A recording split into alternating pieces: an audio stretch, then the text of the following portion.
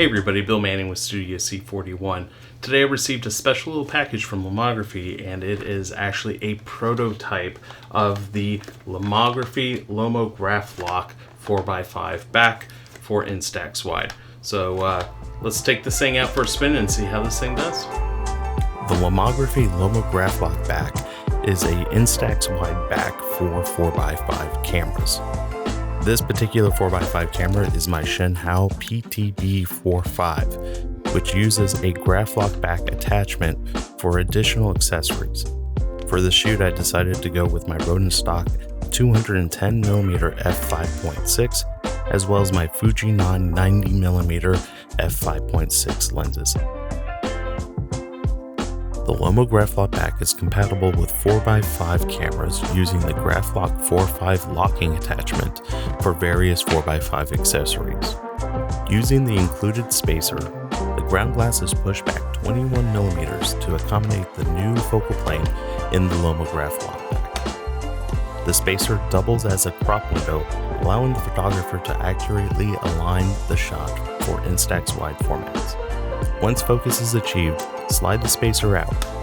For my specific 4x5, the ground glass is removed.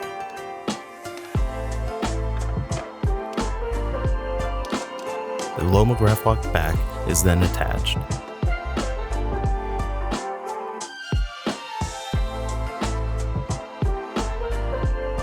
When the camera is ready for the shot, remove the dark slide and fire the shutter. For my workflow, I remove the frame from the rear standard to ensure my focus does not shift as I add and remove attachments.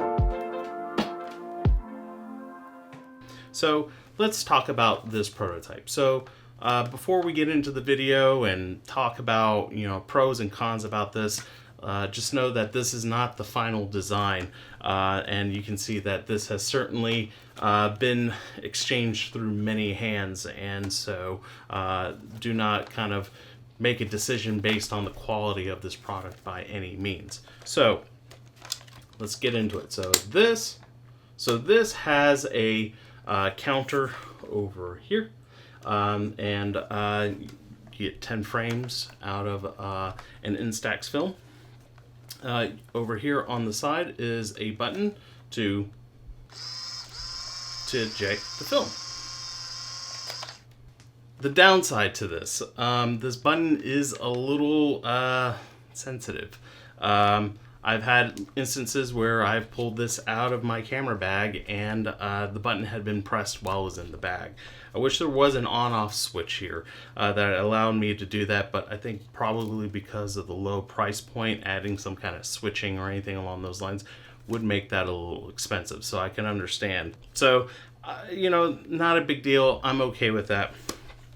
You also have a back door right here. You flip this down and the film just drops right in. You line up the yellow indicator that this is where the film lines up. It's pretty self-explanatory. If you've ever shot Instax film, you would know what it looks like. Additionally, on the front here, this is a dark slide.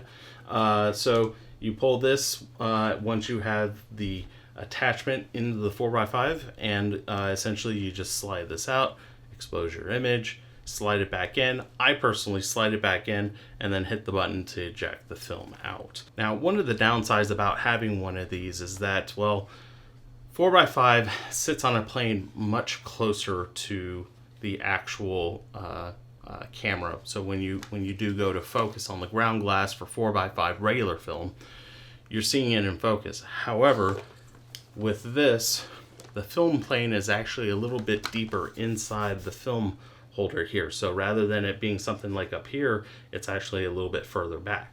So you actually have to use this spacer. So when you are focusing your shot and you're about to shoot it on this Instax back, you're going to have to use this. Otherwise, you're going to have a very different focal distance as far as where the plane is going to be as far as the film lands. So if you're going to go out somewhere, you definitely need both of these.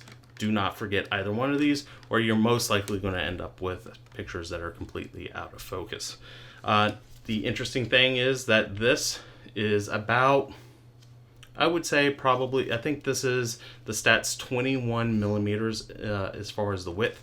So the idea is that you open up the back door, you slide this in, and you can see that there is already a crop window right here for where your frame is going to be when you take your shot.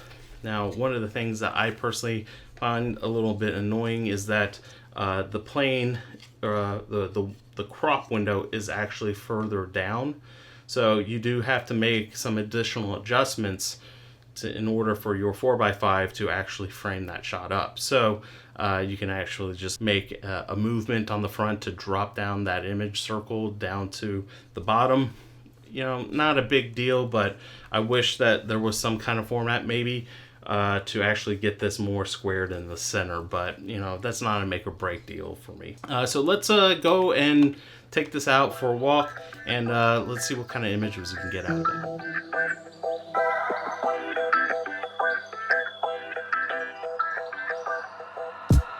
When shooting large format, I often find myself shooting long exposures because of my lower ISO speeds while stopping down. One of the benefits I find with Instax is you're working with 800 speed film. This allows you to maintain a faster shutter speed, which is beneficial for ensuring sharp images. I also found this improves the workflow for natural light portraiture. A faster shutter speed allows the photographer to stop motion while having apertures like f/16 and smaller. After seeing my first set of portraits, I was happy to see Instax film finally used with excellent optics as opposed to cheap plastic components. In my session with Autumn, I took some additional 4x5 images for another review, but I was able to give her something that she can take home right after the shoot. I find it important to ensure my photo shoots are fun with my clients by giving them an image that develops right there in front of them. It always gives a wow factor. Despite some of the minor design issues I saw, I still think this is a home run for Lomography, and at the affordable pre-order price of $135 or $149 retail, this makes it a very attainable item that every 4x5 photographer should consider keeping in their bag.